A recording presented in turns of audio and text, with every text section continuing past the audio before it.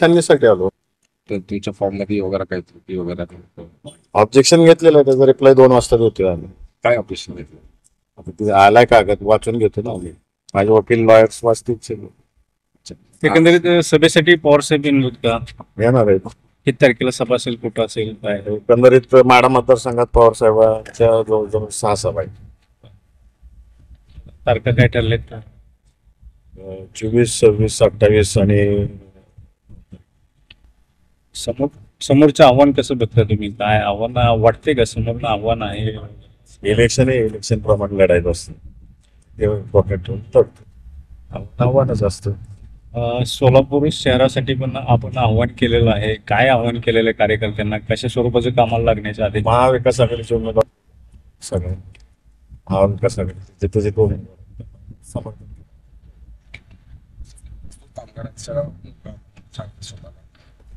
निदर्शनास आलं की त्यांनी सहकार क्षेत्रामध्ये आपण सर्वात जुने दिग्गज वैयक्तिक कोणावरती बोलत नाही. जे काय बोलायचं विकास कामाला. बीडचं पार्सलला बीडला पाठवू असं ते म्हटलं होतं.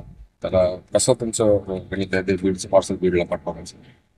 हे विकासावरच बोलतो, बाकीच्या गोष्टी बोलतो.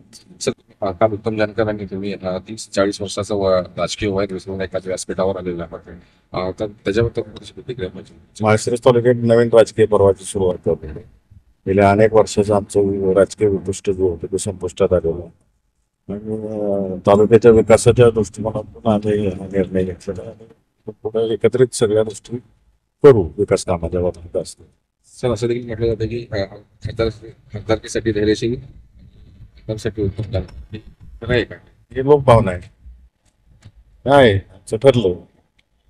किती 7-8 उत्तम जानकरांनी सांगितलं होतं काल की आमच्या 7-8 महिन्यापूर्वी चाललं होतं जिल्ह्यातली कोंडी फोडायची. तर हे बघा, सातत्याने त्यांच्यावर अन्याय होत आलेला आहे.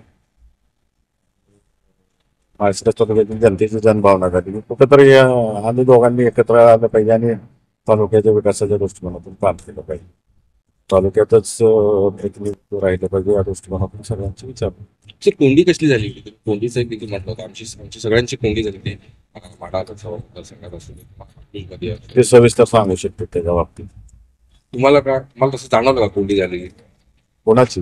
तुमची कोंडी किंवा आपल्या मी लढा देतोय आता सर्वसामान्य शेतकरी माणसांच्यासाठी लढा.